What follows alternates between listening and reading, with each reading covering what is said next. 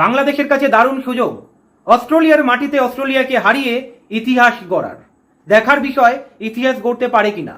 বাংলাদেশ দারুণ অবস্থায় রয়েছে। অস্ট্রেলিয়াকে 198 রানে বান্ডিল করে দিয়েছে প্রথম ইনিংসে। বোলিং দুর্দান্ত হয়েছে। আগেও বলেছি বাংলাদেশের বোলিং মানে world class bowling. Hasan Mahmud দারুণ বল করেছে, ইবাদত হোসেন দারুণ বল করেছে, তাসকিন দারুণ বল করেছে। হাসান মাহমুদ 6 উইকেট নিয়েছে। অস্ট্রেলিয়া 150 রানের নিচে বান্ডিল হয়ে যেতে পারত। স্টিভ স্মিথ আপনারা জানেন দুবার বেঁচে গিয়েছে, একবার তো আউট হয়ে গিয়েছিল। যাই হোক, অন্য কোনো ব্যাটসম্যান হলে নিজেই হয়তো বেরিয়ে যেত। সেই প্রসঙ্গে যাচ্ছি না, তবে বাংলাদেশের কাছে দারুণ সুযোগ রয়েছে। আর বাংলাদেশের ব্যাটিং যা দেখলাম, এ ক্লাস ব্যাটিং, বিশ্বমানের ব্যাটিং করেছে আজকের। অস্ট্রেলিয়ার মাটিতে প্রথম ইনিংসে দারুণ খেলেছে বাংলাদেশ। প্রথম ইনিংসে যেভাবে ব্যাট করছে, প্রথম উইকেটের জুটিতে 36 রান। তানজিদ হাসান খেলছে, মুমিনুল হক এখনো রয়েছে, 9 উইকেট হাতে, 98 রান হয়ে গিয়েছে। আগামীকাল খেলবে। মিডল অর্ডারের ওপরে অনেক কিছু ডিপেন্ড করবে।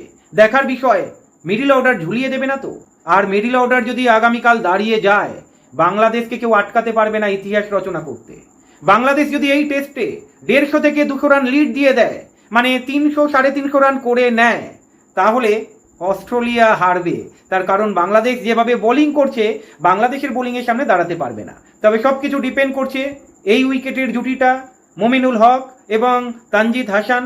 এই জুটি যদি আরও 100 রানের জুটি করে দিতে পারে, এরপরে যদি আপনারা দেখেন, এরপরে শান্ত রয়েছে, লিটন রয়েছে, মুশফিক রয়েছে, মিরাজ রয়েছে।